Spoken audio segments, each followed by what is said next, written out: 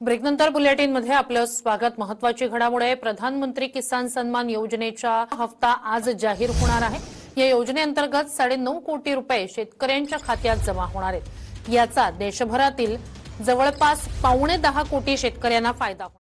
शेतकरी मित्रांनो, तुम्ही बरोबर ऐकत आहात। आज तुमचा हप्ता जमा होणार आहे, त्यामुळे तुम्ही हा व्हिडिओ शेवटपर्यंत नक्की बघा, जेणेकरून तुम्हाला संपूर्ण माहिती कळेल। चॅनलवर नवे असाल तर चॅनलला सबस्क्राईब करा आणि व्हिडिओला लाईक करा। शेतकऱ्याची मोठी लॉटरी, 4,000 रुपये खात्यात येण्यास सुरुवात झाली। शेतकऱ्यासाठी आनंदाची बातमी, राज्य सरकारकडून पीएम किसान योजनेचे 2,000 रुपये आणि नमो शेतकरी योजनेचे 2,000 रुपये वाटप मूर्त ठरला आहे। आज दुपारी 1 वाजेपासून रात्री 12 वाजेपर्यंत हे पैसे बँक खात्यात जमा होण्यास सुरुवात होईल।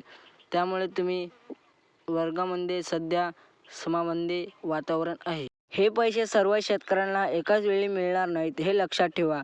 पैशाचा वाटपाची ही प्रक्रिया आता महिनाभरात चालू असून शेतकऱ्यांना 3 टप्पे निश्चित केले जाणार आहेत। आज पहिला टप्पा 36 जिल्ह्यांपैकी 25 जिल्ह्यांमध्ये पैसे वितरण होणार आहेत। त्यानंतर पुढच्या टप्प्यात इतर जिल्ह्याचे नावे असतील, अशा प्रकारे टप्प्याने हे पैसे दिले जातील। सरकारने डीबीटीद्वारे बँक खात्यात पैसे सोडण्याचा निर्णय केला आहे।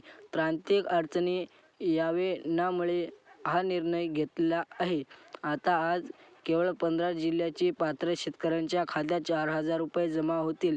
यामुळे बँक खात्यामध्ये होण्यात गर्दी कमी होईल आणि पैसे मिळताना शेतकऱ्याला कोणताही तांत्रिक त्रास होणार नाही। आज दुपारी 1 वाजल्यापासून ही प्रक्रिया सुरू होण्यात आलेली आहे।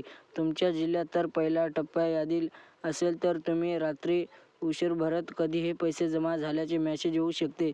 कमी लोकांना असल्या काही जिल्ह्यात पहिला टप्पा प्राधान्य दिले आहे। बँकांना काम सुरळीत चालावे यासाठी हे विभाग केवायसी असून त्यानुसार आता प्रत्येक कारवाई सुरू होणार आहे। सरकारने आता केवळ अख्ख्या नाही, गरजू शेतकऱ्यांना लाभ देण्यात भर देत आहे। नमो शेतकरी योजनेचा 8वा हप्ता आणि पीएम किसान योजनेचा 22वा हप्ता मिळण्यासाठी काही नवीन अटी आहेत। जे शेतकऱ्यांना या नियमांमध्ये बसल्या नाहीत तर त्यांना यापुढे योजनेचा लाभ मिळणार नाही, हे लक्षात ठेवा। गैरफायदा घेणाऱ्या लोकांसाठी आता कडक तपासणी असून अनेक शेतकऱ्यांना अपात्र ठरवले आहेत। या व्हिडिओमध्ये एवढीच माहिती होती। संपूर्ण माहिती तुम्हाला नक्कीच कळाली असेल। आणि काही माहिती पाहण्यासाठी चॅनलला सबस्क्राईब करा आणि व्हिडिओला लाईक करा। धन्यवाद।